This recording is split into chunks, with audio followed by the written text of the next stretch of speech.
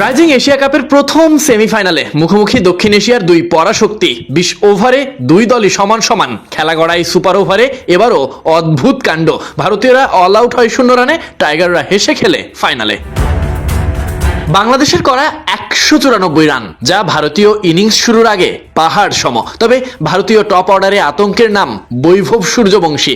IPL খেলায় cricketer প্রথম ৩ ওভারে করলেন বাজিমাত, তবে ফিরলেন সাকলাইনের বলে ক্যাচ তুলে। ততক্ষণে ভারতীয় স্কোরবোর্ড ৫০ পেরিয়েছে। ভারতীয় ব্যাটারদের চাপে ফেলে টাইগার পেসাররা হাল ধরে। দ্বিতীয় উইকেট তুলে নেন আবু হায়দার রনি।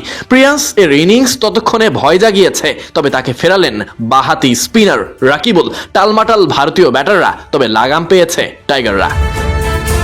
এর আগে ভারতের বিপক্ষে আক্রমণাত্মক সূচনা। সেমিফাইনাল ম্যাচে টাইগাররা করছে ভারত বধের পায়তারা।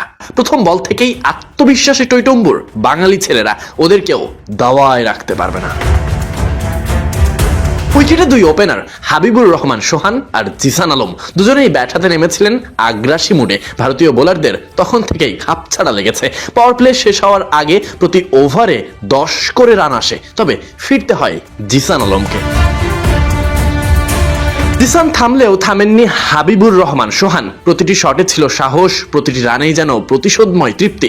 স্টেডিয়ামের গ্যালারি তখন হাততালি আর উল্লাসে ফেটে পড়ছে, আর ড্রেসিং রুমে বিরাজ করছে এক অন্যরকম উদ্দীপনা। হাবিবুরের শার্প টাইমিং আর জিসানের ফ্রি ফ্লোয়িং স্ট্রোক মেকিং ভারতীয় বোলারদের বারবার ফেলেছে ব্যাকফুটে। তবে এমন ঝোড়ো ব্যাটিং এর মাঝে আবরারের স্লো মোশন ব্যাটিং খানিকটা বিপাকেই ফেলেছে। ১০ ওভার শেষে স্কোরবোর্ডে ৮৫ রান।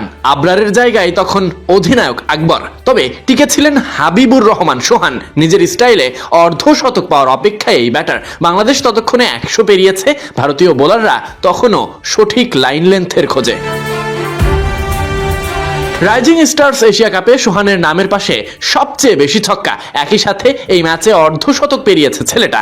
বাংলাদেশ খুঁজে পাচ্ছে তরুণ সব হার্ড হিটার পারফর্মার। অধিনায়ক আকবর ফিল্ডে আসেন আবু হায়দার। উইকেটের অপর পাশ আগলে রেখেছেন হাবিবুর রহমান। ১০০ পার হতেই টাইগার স্কোরবোর্ডে রান রেট কমে গেছে। ফিরে গেছেন আবু হায়দার। ক্রিটিক্যাল স্ট্যাম্পিংয়ে মেহরাব। বাংলাদেশ তখন মাঝারি সংগ্রহের পথে গুটি গুটি পায়।